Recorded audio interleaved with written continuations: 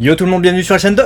Léo et Max. On se retrouve pour l'épisode combien L'épisode 22. 22 déjà. 22, Shingeki no Kyojin, saison 4, donc partie 2, partie finale aussi également. Ouais. Et on est sur un épisode qui couvre du coup le chapitre 124 du manga dans son intégralité. Je vous avais dit la semaine dernière, dans les changements et également quand on a parlé de l'histoire, que les 3/4 grosso modo du chapitre 123 avaient été skippés. Avons-nous eu les explications? Avons-nous eu l'adaptation du chapitre 123 dans sa majeure partie avec cet épisode? Non. Voilà, donc on passe direct au 124 et on va vous parler de l'histoire pour commencer. Ok, et ben c'est parti pour l'histoire. Donc effectivement, on débute sur le bordel qui reprend. Je pense que tout le monde se souvient un petit peu de l'annonce de Eren Yeager, qui du coup retentit de nouveau pour bien nous faire comprendre, si t'avais pas compris, qu'il est prêt à détruire l'humanité. Voilà, je pense que t'as compris que son but c'était de préserver toutes les personnes de l'île du paradis, mais d'aller détruire tout ce qui n'est pas de l'île du paradis. Ah, tu fais, voilà. C'est très bien ta précision là, parce que effectivement il y avait quelqu'un qui disait dans les commentaires la semaine dernière, oui je suis pas sûr que tous les murs aient été détruits, malgré le fait que ce soit la supposition d'Armin. Donc effectivement, ça n'est qu'une supposition de la part d'Armin, mais vu qu'Eren le dit. Là, il le dit, j'ai détruit toutes les pétrifications, ce qui aura une incidence sur ce qu'on va voir dans l'épisode. Mais du coup, il a détruit tous les murs également, tous les titans colossaux ont été libérés. Et tu as précisé qu'il va épargner les Eldiens de l'île du paradis. Ce qui veut dire que les Eldiens de pas l'île du paradis, normalement, ils meurent. Parce que il y a le papa, je crois que c'est le papa Dany, qu'on voit à Mar. Donc c'est un Eldien de Mar, c'est tous ceux qui vivent dans les camps, vous savez. Il a la vision également, comme tous les Eldiens du monde entier. Et il dit quoi? Ils vont venir nous piétiner. Ils vont venir nous défoncer. Ouais. Vous l'avez vu cette vision? Ils vont venir nous défoncer. Et effectivement, c'était un peu comme ça que je l'avais compris aussi au tout début, puisque je voyais pas comment, à part s'ils avaient le temps, je parle des titans colossaux et des reines, de trier au volet. T'es Eldien toi? Non. Toi t'es Eldien toi? Non. Moi je me suis dit voilà, l'île du paradis, tous les autres NSM. Tant pis si t'étais Eldien, je m'en balèque. T'as peut-être fomenté de toute façon des plans avec les Mars ou quel autre peuple. Donc voilà, tout ce qui est en dehors de l'enceinte des murs, pas pu. Donc bon, voilà, il annonce la couleur et du coup on a une Gabi qui est déterminée face à ce qui va se passer, et elle se met une coupe à la garçonne, non sans rappeler Eren qui se regarde dans le miroir. Là même, je me suis dit c'est Eren en meuf. Ah oui, c'est le plan écho à Eren effectivement. Et d'ailleurs, j'ai trouvé Gabi extrêmement déterminée. J'ai bien aimé le fait que après que Reiner lâche l'affaire, en fait, Reiner qui a toujours été déterminé depuis qu'il a repris. Voilà, il s'est un peu repris lui-même, il voulait se suicider en début de saison 4, vous vous souvenez, et après il s'est repris, non, je dois, quand même, il y a des gamins à protéger, il y a la relève, je dois aller faire ce qu'il faut sur l'île du paradis, reprendre l'originel, tout ça. Bon, arrêtez les conneries. Il s'est repris, là c'est vrai qu'il lâche l'affaire, parce que sa pétrification a lâché en même temps que les murs. Du coup son cuirassé n'était qu'un titan simple en fait, il a protégé Gabi. Heureusement, parce que sinon tout le monde serait mort. Lui, Gabi, évidemment. Et là, il lâche l'affaire, parce que pour lui, l'original étant celui qui peut commander absolument tous les Eldiens, il est un Eldien, il peut rien faire, il peut pas lutter. S'il va vers lui, c'est pas la peine. Et on voit le caractère de Gabi qui, depuis le tout début de la saison, depuis qu'on l'a découvert en fait, elle lâche jamais rien. C'est Eren Beast en fait. Elle lâche jamais rien, et là elle est déterminée à aller retrouver Falco, donc on la voit un petit peu déambuler, et elle s'arme même dans la rue, à un moment donné, elle vient en aide du coup à Kaya, qui pourtant n'était pas sa grande pote initialement, mais elle dégomme littéralement un titan. Et là tu te dis limite elle a réveillé depuis quelques épisodes la guerrière qui est en elle. Elle fait mouche à chaque fois, la nana, et plus ça avance et plus je me dis, j'ai l'impression qu'elle va être peut-être le Joker ou l'imprévu, ou je sais pas quel terme utiliser, d'Eren dans son scénar.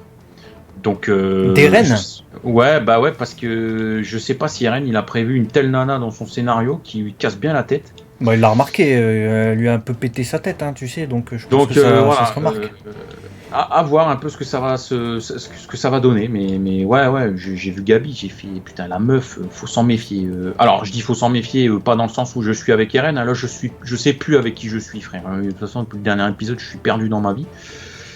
Mais faut quand même s'en méfier parce que elle est déterminée, c'est même impressionnant. En fait. Moi j'ai bien aimé, hein. Je t'avoue que on a besoin de ça en ce moment. On a des personnages hésitants dans cet épisode, hein, parce qu'il y a le paradoxe de la décision d'Eren qui choque Armin, Mikasa, Jean et tous les autres qui sont là à se dire ok d'accord, il veut nous sauver, ok d'accord, il nous a dit qu'il nous aimait, ok d'accord, il va attaquer le monde entier pour nous épargner nous, mais il va tuer le monde entier le gars. Génocidaire, il va exterminer toute l'humanité.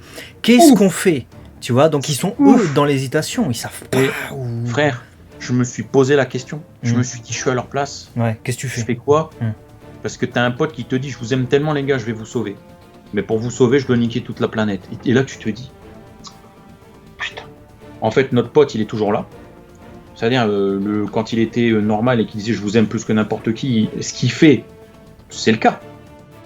Mais t'es extrémiste, frère, qu'est-ce que je ferais? J'ai été incapable de répondre. À un moment donné, je dis, mais non, je vais l'arrêter, quoi. Et en même temps, je me dis, ouais, mais pourquoi faire? Si ça tombe, je vais quand même crever. Mais je vais pas l'arrêter pour autant. Et en fait, dans ta tête, c'est un nœud. Tu te dis, en fait, il n'y a pas de bonne et de mauvaise réponse. Si, là, on va dire, la masse, le volume de personnes à sauver prévaut normalement sur une relation d'amitié, aussi proche soit-il, je pense. Merci, oui, je pense. Mais c'est chaud comme décision parce que ils ont pas non plus toutes les ficelles, ils savent pas, c'est compliqué, c'est super compliqué, je trouve comme. C'est effectivement une décision compliquée à partir du moment où une décision a été prise. Et la décision a été prise et pas par Armin, Mikasa, elle a été prise par Eren, qui a jugé tout seul qu'il était bon d'exterminer absolument toute l'humanité et de garder que les Eldiens de l'île du paradis. Du coup, il s'est même pas concerté avec eux, tu vois. Il s'est même pas concerté avec eux. Donc, c'est vrai qu'il leur a imposé le dos. Quoi. Il leur a imposé, comme tu disais, un nœud au cerveau. Et en plus de ça, il ne s'est pas concerté évidemment avec le reste de l'humanité, parce que on a vu effectivement qu'il y avait des coalitions, des alliances et tout ça, avec Mar notamment, des pays qui s'allient avec Mar contre l'île du paradis.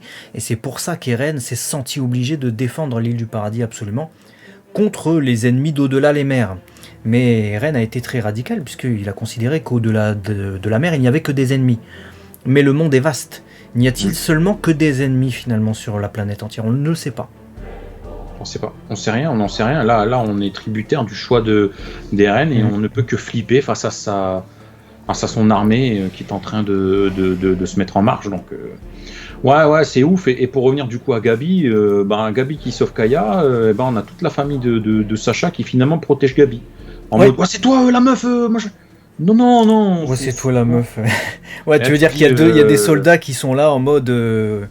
Ouais, est-ce que tu serais pas une marque, quoi, en fait, hein, tu vois, il serait. Et même Nicolo, putain. Nicolo. Nicolo. Normalement, il les a là, frère. Tu vois, là. Kaya, Nicolo, qui était. Alors là. C'est quand même celle qui a tué Sacha, tiens. Et même Nicolo, il est là, il raconte sa vie et tout, tranquille. Ouais, c'est ouf. Mais là, on a tous des plans comme ça. Tu vois, on voit ce qui se passe avec Kaya, avec Gabi, Nicolo. Yelena aussi, qui est totalement immobile. Là. Elle regarde, elle comprend pas. Elle fait Zik. Elle comprend pas pourquoi les titans qui sont là, normalement, qui ont été transformés par Zik, n'obéissent pas à Zik. Où est Zik, déjà, un? Et de deux, pourquoi les titans, là, donc en fait, qui sont Pixis et toute la clique, hein, c'était tous les Eldiens de l'île du paradis. Pourquoi ils obéissent pas à Zik et pourquoi ils attaquent les gens qui sont reclus dans le bâtiment, quoi. C'est ouf, t'as des choix du coup qui s'opèrent. Gabi, on l'a dit, Nicolo, c'est Bicios, c'est des situations inversées. On a la même chose avec Sadis là. Ouais. Ça c'était génial. Parce que Sadis, vous vous souvenez, c'est l'instructeur des jeunes recrues et tout ça qui veulent être formés et tout pour le bataillon. Et en première partie de la saison 4, il avait été passé à tabac par Lunetman, Zulma, il s'appelle ce gars, qui voulait rejoindre les pro-Jaeger. Parce qu'il y avait cette scission au sein des Eldiens de l'île du paradis. Ceux qui étaient pro-Jaeger, qui allaient suivre Frock et surtout Eren Yeager, donc c'est-à-dire qui allait se rebeller contre le pouvoir en place et contre le reste des gens qui étaient sur l'île du paradis. Et il y avait les autres finalement. Et il y a eu un passage à tabac horrible où on pensait que Kiss Sadis allait y rester. Et là, c'est qui vient sauver Zulma, le lunette là, qui se fait capturer par le titan. C'est Kiss Sadis. Il vient. Alors, il n'est pas là en mode remontrance ou quoi que ce soit. Il dit vous avez toujours votre équipement et tout. Si vous voulez survivre, vous me suivez. Et du coup, ils reviennent sous ses ordres pour cette mission où ils vont conduire tous les titans jusqu'au bâtiment pour aller se faire exterminer malheureusement, parce qu'ils sont transformés par Mikasa, Armin et tout ça, quoi. Ouais, notamment Pixis qu'on voit transformer. Il y a une petite phase d'adieu où tu te dis j'ai pas le choix que d'exterminer. C'est cet homme qui nous a tant appris. C'est triste. Ouais, c'est triste parce que en fait là, tu te dis putain, c'est vrai que tous ces titans là, si on s'arrête 2 minutes, c'est tous leurs potes là, tous leurs potes qui viennent d'être transformés en titans par une singerie. Ouais. Et Pixis, il avait été important dans les précédentes saisons, vous vous souvenez, c'est lui qui avait permis aussi à Eren, Armin et Mikasa de survivre, parce qu'à un moment donné, ils étaient aux arrêts et tout. Et là, c'est la fin du gars. On voit aussi Louise, qui a un rôle vraiment très mineur dans Shingeki no Kyojin, mais qui est celle qui admire Mikasa, vous vous souvenez. Et là, on la voit, Mikasa, incroyable, elle fait des saltos et tout. Et limite, elle va se manger les explosions, regardez tout ce qu'elle fait. Voilà. Bon, en même temps, Mikasa, elle fait de la viande, la meuf. Elle fait de la viande, elle fait de la boucherie. Et heureusement qu'elle est là d'ailleurs. Et il y a Froc, ou comme Flock, comme vous voulez, qui est toujours en vie. La raclure est toujours en vie, j'ai envie de dire. Donc lui, c'est un des principaux pro-Jäger, mais c'est un des principaux qui était prêt à tuer n'importe qui. Il était prêt à tuer Onyakopon, était prêt à tuer Armin, Mikasa s'il fallait, s'ils étaient contre Eren Yeager. Parce que lui, il est un peu plus matrixé dans sa tête. Lui, on voit qu'il a un petit pansement. Il arrive et fait putain, croyez quand même pas que j'allais crever, Jean, tout ça là, tu crois quoi? Il arrive, il met un flingue sur la tempe de Yelena. Que va-t-il se passer? Que va-t-il se passer? Ça, c'est la grande question. Autre chose sur ce qui va se passer, on voit des petites retrouvailles là, Gabi, Mikasa, Armin, tout ça, et on a Gabi qui supplie littéralement Armin de demander à Eren de sauver tout le monde en mode fais en sorte qu'il fasse que les titans retrouvent leur apparence humaine et tout. Armin il fait mais non, je veux dire pourquoi Eren il voudrait faire ça sachant que là tu vois tous les soldats eldiens là qui ont été transformés par Zig là, il les a sauvés, t'as l'impression? Moi je suis pas sûr, moi, donc il s'en bat les couilles en fait, il est déterminé, il s'en va droit devant et il s'en fout quoi. C'est vrai que Reiner il dit en début d'épisode que le détenteur de l'originel a tous les pouvoirs sur les Eldiens. Suivant cette logique, Gabi s'est dit peut-être qu'il peut libérer les gens qui sont transformés, tu vois, mais effectivement Armin il note bien qu'il l'a pas fait. Il analyse bien Armin à chaque fois. Donc Eren, effectivement, il a l'air de s'en battre les couilles. Finalement, il dit qu'il veut sauver les Eldiens de l'île du paradis, mais il aurait pu déjà commencer par sauver ceux qui étaient transformés en titans, genre Pixis et les autres, tu vois. Ouais, c'est vrai que de toute façon là pour le moment c'est assez contradictoire entre ce qu'il fait, il pense pas à tout. Donc je sais pas ce peut-être qu'il a pas pu. Ouais, En tout cas, il a pu lever la pétrification sur l'entièreté de l'île du paradis, je pense, ou en tout cas dans les murs, puisque on a vu que la cuirasse de Reiner a sauté. Donc titan cuirassé sans sa cuirasse, c'est juste un titan. On a vu que les murs ont sauté, et on a vu que les pétrifications du coup qui reliaient tous les titans colossaux dans les murs ont sauté. Et à la fin de l'épisode, on découvre Kani. Sauter. Je m'en doutais en fait, quand dans cet épisode au début ils ont reparlé du fait qu'il a fait sauter toutes les pétrifications, je me suis dit Annie. Et je l'attendais, et aussi de manière successive, sans répéter tout ce que tu as dit, je fais putain, mais oui, putain, mais je m'en doutais.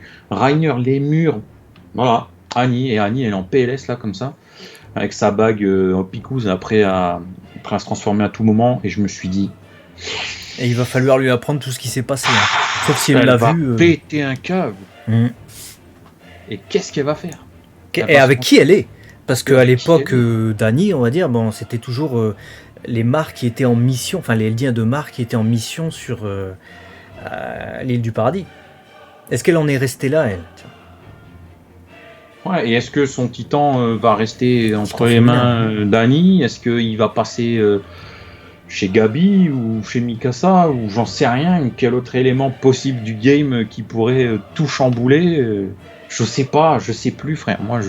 Et il y a une autre sous-intrigue à laquelle vous devez prêter attention, c'est Falco qui a été emmené, du coup, au début par Jean, qui dit bon, qu'est-ce qu'on fait lui, les gars, et tout, je sais pas, et tout. Et Connie, lui, il est déterminé, il veut faire bouffer Falco à sa mère. Parce que, a priori, Falco a potentiellement le titan mâchoire, parce qu'il a mangé, du coup, comment il s'appelle, Gaillard. Et en mangeant Gaillard, il a retrouvé forme humaine. C'est comme ça que ça se passe. Normalement. Donc normalement il devrait avoir le titan mâchoire. Et lui, l'idée de Connie, c'est de faire manger un détenteur de titans primordiaux à sa mère, comme ça sa mère retrouvera également forme humaine comme Falco. Et du coup il part avec Falco, le gars. Et là tu te dis mais Falco et déterre et voilà, et du coup on te laisse sur ces fins d'épisode avec toutes ces intrigues parallèles et tu te dis ça promet. Et du coup, on va vous parler de la bande-son. Une bande-son qui a été marquée notamment par une insert song assez prenante et épique au moment du nettoyage de tous les titans, quand il y a Mikasa, Armin qui entre en action. C'était génial. J'ai trouvé. Et puis, t'as remarqué aussi, on retrouvait un peu les ambiances des premières saisons. Ouais, parce qu'il y avait les équipements tridimensionnels, il y avait Kiss Sadis qui menait sa troupe, il y avait Mikasa, Armin, tout ça qui était dans les airs. On n'oublie pas Connie et Jean évidemment. J'ai kiffé. C'était épique. J'ai kiffé retrouver cette ambiance-là. Je suis d'accord avec toi. J'ai kiffé. Quitte à parler d'ambiance, on peut enchaîner du coup sur l'animation-réalisation. Et effectivement, tu le disais, tous ces équipements tridimensionnels, on revient un petit peu à l'ancienne puisqu'on est dans le désespoir. Donc chacun s'équipe de ce qu'il a sous la main, donc ils reprennent des équipements, et là effectivement autour de cette tour là où il y a tous les titans qui se font découper le rôti de bœuf là, à l'arrière du cou, tu retrouves cette sensation où il fallait survivre aux titans dans les premiers temps là, où c'était ton habileté de guerrier et ton équipement tridimensionnel qui faisait la diff ou qui faisait que tout le monde se faisait bouffer quoi. J'ai retrouvé un peu de ça, de cette survie là, de ce survival que l'on avait un petit peu perdu au profit d'une histoire hyper ouf, attention. Et là, en fait, on a un mélange de tout, quoi. On a de l'épicness de partout et on a ce petit frisson de c'est bien, il est parti faire la guerre, mais là, il laisse une sacrée merde ici et chacun doit se démerder et c'était bien mené. L'animation, de manière générale, de toute façon, elle t'emporte un petit peu dans tout ça. C'était plutôt pas mal, de manière générale. Changement, on en a quelques-uns. On voit pas l'explication des propos de Reiner en début d'épisode, quand il explique que son cuirassé s'est subitement désagrégé alors qu'il protégeait Gabi. Bon, c'est dommage, on aurait mieux compris ses blessures notamment. Et de la même manière, on voyait Jean et Connie quand il en parlait dans le manga, tandis qu'on les voit pas dans l'animé. Et un peu plus tard, quand il explique que l'originel peut commander l'entièreté du peuple d'Ymir, on voit un flashback du titan cuirassé courir avec Gabi dans les mains comme ça. Tandis qu'il y a un titan gigantesque qui se forme derrière, c'est celui qu'on voit. L'animé nous coupe ça aussi, on a juste les propos de Reiner comme ça. Et sinon, fun fact, ils ont gardé le titan Saul Goodman. Parce qu'il y a un gros clin d'œil à la série Better Call Saul ou Breaking Bad avec le personnage de Saul Goodman dans Shingeki. Et il y avait ce titan-là dans le manga. Tout le monde a déliré quand il est apparu, parce que c'est clairement Saul Goodman. Ils l'ont gardé dans l'animé. Donc ça, c'est bien joué. Et puis sinon, le passage de Louise est rallongé dans l'animé, quand elle voit Mikasa et de ça. Tellement rallongé qu'elle est même à deux doigts de se faire exploser à un moment donné. Je me suis dit, bon, qu'est-ce qu'elle fait ? Voilà pour les changements. On passe à la conclusion de cet épisode 22. Écoute, des intrigues qui se poursuivent, du frisson qui se poursuit, et puis on est, en tout cas pour les animés only, comme moi, je pense, on est tous aux aguets de savoir ce qui va se passer. Un épisode, qui répond pas forcément à beaucoup de questions, mais qui rajoute des intrigues soit mortes, soit endormies, avec notamment Annie, avec notamment ce que va faire Gabi, avec ce que vont faire Armin, Mikasa et les autres. Tiens, vas-y. Courte théorie de ta part, vu qu'on est en conclusion. Moi, je vais vous donner mon avis sur l'épisode dans quelques secondes. Mais profites-en. Toi qui n'as pas lu le manga, j'ai lu le manga. Je le dis pour les nouveaux viewers de ce type de review. Profites-en pour nous faire une théorie. Que va-t-il se passer dans le prochain épisode, par exemple ? Franchement, c'est trop compliqué. J'aurais envie de dire que Annie, il va falloir qu'on fasse un focus dessus parce qu'elle s'est réveillée et ils ont bien compris que qui dit de pétrification, Armin, il a bien compris que Annie aussi allait être libérée. Donc je pense qu'Armin va aller voir Annie. Donc on va avoir déjà des réponses sur ça. Je pense peut-être qu'on va avoir des prémices des premières destructions d'Eren, ou alors peut-être qu'il va commencer à arriver près de vie. Après, très sincèrement, je vais pas me la jouer cow-boy, je vais pas t'inventer des trucs pour t'inventer des trucs. J'étais incapable déjà l'épisode dernier de prévoir ce qui allait se passer là dans cet épisode. Shingeki, c'est une des rares œuvres. J'ai l'impression que tu peux théoriser autant que tu veux, aussi longtemps que tu veux. T'auras fait tous les scénarios possibles dans ta tête, sauf le bon. Ah, c'est compliqué. C'est un truc de fou. Franchement, non, là, j'ai pas de. Je vais pas faire durer pour faire durer. Je sais pas. En fait, on est dépassé, quoi. On sait pas si Armin il va réussir à faire quelque chose. Je sais pas ce que Gabi va faire. Je sais pas ce que Falco va faire. Est-ce que il va se faire vraiment bouffer ou pas? J'y crois pas trop. Tu vas faire tout ça pour que finalement ce soit la merde.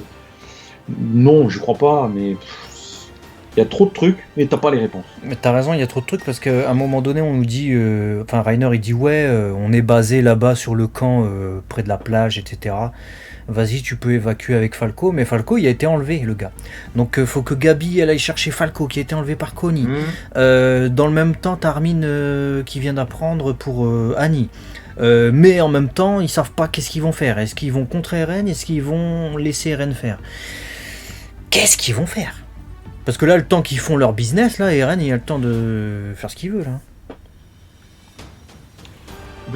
Ouais, c'est ça. T'as résumé le truc. On finit cet épisode, on fait, mais putain, ça va se finir comment ce bordel? En fait, tu sais pas où ça va, en fait. On a vraiment l'impression de vivre une vraie guerre où il y a autant d'incertitudes d'entendre des bombes quand t'es chez toi. J'imagine quand nos ancêtres entendaient des bombardements et tu te dis, il va se passer. Qu'est-ce qui va se passer demain? Qu'en regardant ça, tu te dis qu'est-ce qui va se passer demain? Je sais même pas ce qui va se passer.